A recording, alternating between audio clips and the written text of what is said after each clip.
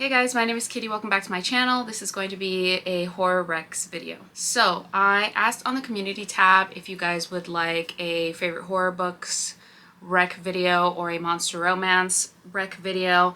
I am going to do both, but horror recs one, so I'm going to do this one first. I'm just going to go through some of my favorite horror books that I've read. I did a video like this a little over a year ago, and I will leave it linked in the description because I stand by all those recs as well. So this is going to be like part 2 of that. So I have 10 books here to talk about, and I'm going to go through like a very brief synopsis, and I'll just talk about like the subgenres, but I just kind of want to give you guys like a little bit of information on each book to see if it's like something that you would be interested in picking up, if your horror taste is similar to mine, or if you want to find out if your horror taste is similar to mine. It's going to be pretty obvious from this video itself. So I feel like I can be quite picky when it comes to my horror. I like my horror books to be emotionally impactful. I don't have to love the characters, but I do want like very strong fleshed out characters. I don't mind if they're like unlikable, but I do feel like I want them to feel more than just like a caricature, because I feel like horror can do that really easily. Just give you like the stereotypical group of people, you know, that are entering a haunted house, let's say, and it can feel very like B-movie vibes, which isn't bad in a movie. Like in a movie I can handle like crappy characters, like very cheesy storylines, cheesy character remarks, but for some reason when it comes to a book, like I need my horror books to be just more fleshed out. Even if they don't give me all the information, I don't really need it. Like obviously there is like, you know, a level of disbelief that you have to take on when you're reading a horror, but I want it to still, you know, make sense. So I feel higher expectations for horror than I do for like any other genre really, and I think it's just because I love this genre so much and I just expect so much from it that I think I'm a little bit of a tougher critic compared to like my other genres that I read. So yeah, that's why I only have 10.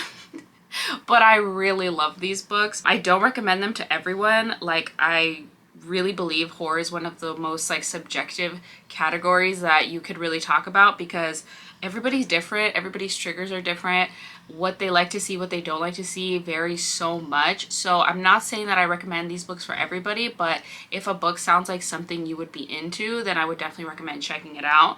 But again, like check the trigger warnings, because some of these books are pretty gross and dark and disturbing. So yeah, just check the trigger warnings just as like, you know, just to take care of yourself, because I'm not really going to talk too much about triggers in this one, but I hope that some of these books work for you if you do decide to pick them up. Okay, so the first one I have here is one of my most recent horror reads, and definitely one of my favorites of 2024, and that is Brainworms by Alison Rumfitt. This is my first Alison Rumfitt. I have not read Tell Me I'm Worthless. Low-key, I am super scared of that book. But I really like this one. This one is really gross, really disgusting. It definitely has elements of like extreme horror in here, and the reason that I like don't really want to call it extreme horror, even though like it does teeter into that genre, is like sometimes I feel with extreme horror like the point is just to be like disgusting, disturbing, and that's like the extent of what the story is doing. Like it's just meant to gross you out, and sometimes that's all it is, and that's fine. Like don't get me wrong, I am a huge fan of extreme horror too. Like I don't hate the genre, I love it. But for me, for Brainworms, while it was disguised in like these very like horrific and disgusting scenes, I think that the overall message this book is talking about is very important and very relevant. And I wouldn't want to classify this book as extreme horror because I think it would do it a disservice. It's such a great book, but it's so gross and so disgusting. And I would not recommend this like for people just getting into horror. Like this is some nasty shit, but it's so beautiful at the same time. So I would definitely recommend this for more of like the seasoned horror reader who knows like what their triggers are, who knows like has read like a couple of extreme horrors or is interested in extreme horror in general. Like that's who I would recommend this book to. But like for like a novice, I would not say like just start into this because it's quite brutal, but it's such a great story and the ending was epic. I loved it so much. There's just so much stuff that happens, and it's just like impossible to give a synopsis like that would really tell you what this book is about, but it is following these two characters and their relationship and all the things that influenced them to become who they are today. And it's very gross and it's very beautiful, and I loved this book so much. I thought it was fucking fantastic. And anything Alison Rumfitt publishes, I will definitely be picking up. So the next book I have is The Devil in Silver by Victor LaValle. I would say don't read the back of this book. Like, don't read the back synopsis, because I think it kind of prepares you for something that isn't really the important part of the story. Basically follows Pepper, who ends up getting arrested by these police officers, and instead of taking him to jail to be processed, they decide to drop him off at like a psychiatric ward because they're too lazy to do the paperwork that would be required for them to process him. So they just leave him at the psychiatric ward. When they put him in, it's like you have to stay there for like 3 days or something like that. Those 3 days turn into like months. The premise of this book literally captures one of like my deepest, darkest fears. Like, to be put somewhere against your will, the complete loss of like bodily autonomy. You are just like at the whims of this institution. Oh my god, like when I tell you guys, I was having my fight or flight response triggered every fucking time I was reading this book.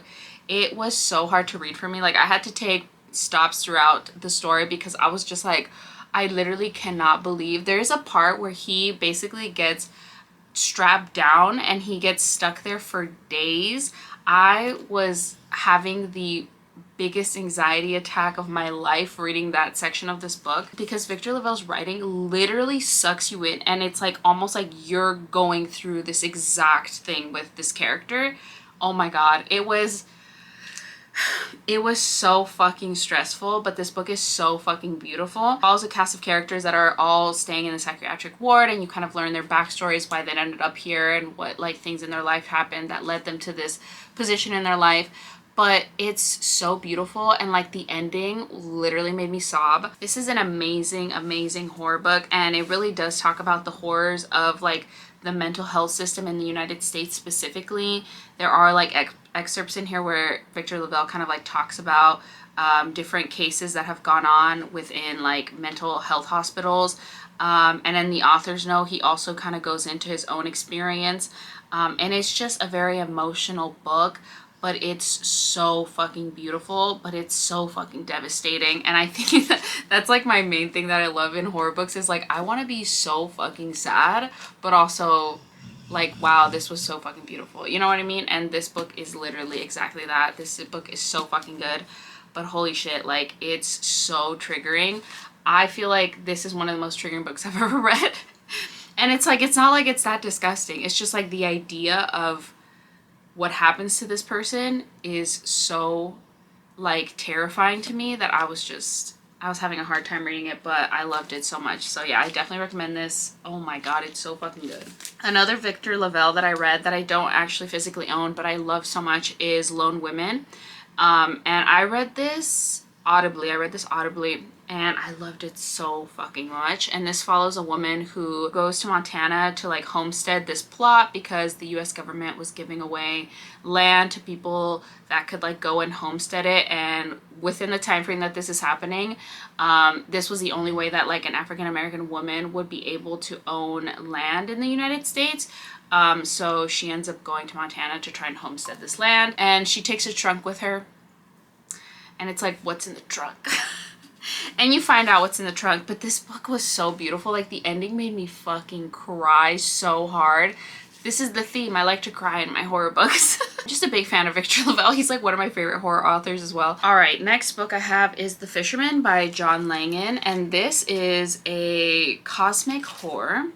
And this is formatted as like a novella within a novella, which I really like. I love that. I think it's so fun, especially when the stories intertwine with each other. I'm such a huge fan. But this is following a man who lost his wife, and he goes fishing one day, and things go from there. So we do have a good amount of grief horror in here. We have some cosmic horror elements, and we have this kind of like dual timeline that kind of crashes into each other as well, and I love every single part of that. I'm a big fan of cosmic horror. I'm a big fan of like these dual timelines, story within a story. I think they're so fun, especially when they're done well, and I feel like this was done so well. Plus the imagery in this is just fantastic. I just feel like cosmic horror really lends itself to just very epic imagery, and this was definitely one of those cosmic horrors where the imagery was just insane, like unfathomable, you know, makes you kind of go crazy. The next book I have is Exquisite Corpse by Billy Martin. This was one of my favorite books of the year. I think, was it 2023? I loved this so fucking much. It is so fucking gross. It's so disturbing. Definitely check out the trigger warnings for this one. It's definitely like leaning into extreme horror, but again, like brain worms, where like it is extreme, but at the same time it is saying so much, you know? So I don't like to classify them as extreme horror because, like I said, extreme horror sometimes is just to gross you out, which is fine. But this was, it's saying something more, you know, like brain worms, it's saying something more. But this was phenomenal. It follows the romance between two serial killers. It follows like the AIDS epidemic during the 80s and 90s. It's set in New Orleans. It's just such a fantastic story, but it is so disturbing, okay? Like so gross. So many horrible things happen, okay? I felt so questionable rooting for these two cannibals and their love story. Like truly, I was like, what the hell is wrong with me? I still think about that, but I love this book so much. I love this book so much, and I'm just a huge fan of Billy Martin. I just think his writing is just phenomenal. One of my favorite horror authors. Like, I just am obsessed. All right, next up we have The Har by David Sodergren. This was my 5-star David Sodergren. I have read a couple of David Sodergren's books, but this was like my favorite. This follows a woman. She's living in this like Scottish fishing village, and this like really rich guy wants to kick everybody out of this like village to make like a giant golf course, which like, of course. And she's basically one of the few people that is like refusing to move because she's like, I would rather die here than yield and give my land to this like rich white guy. And I'm like, girl, so fucking relatable. Like, hell yeah, fuck that guy. And it follows her, and it follows this like weird sea monster creature, but it's also like such a beautiful love story, but it's also like super disgusting, and like the death scenes are so insane. I just am such a huge fan of this book. I thought it was fucking fantastic. I love it so much. I love David Sodergren in general. Like, I do really enjoy his stories, but this was the one that I had read that I was like, this is a 5-star, because most of his other ones I gave 4 stars to, but this was like, this was my bread and butter, you know, but without me even realizing like what I was getting into, because the romance in here is so fucking gorgeous that it kind of put me into the monster romance genre without me even realizing it. But yeah, I'm such a huge fan. I would say that if you are like a horror reader and you want to get into monster romance, this is a good bridge for you. Like, this is really a good bridge. The next book I have is This Thing Between Us by Gus Moreno. I love this book cover so much. I think this is one of the coolest like horror book covers ever. But this is a cosmic horror, it's a grief horror, and it's a little bit of a possession horror. And this follows this man who loses his wife and this weird Alexa type gadget. It has that trope where like the story kind of goes like in a circle, which I love. I'm such a huge fan of things that kind of like come back around. Oh, I love that so much. But yeah, it has that trope in here. There's so many like weird things that happen. I think the imagery in this is also really good. And I feel like I really liked how this blended cosmic with possession horror, because I do think that there is like a slight overlap. Like, there is a way that you could play with both of the genres. And I feel like Gus Moreno did a fantastic job of like blending those two together. And yeah, it was such a great book. It's really disturbing, but very grief heavy. With a lot of really good cosmic horror elements. But yeah, I really enjoyed this. This was really good.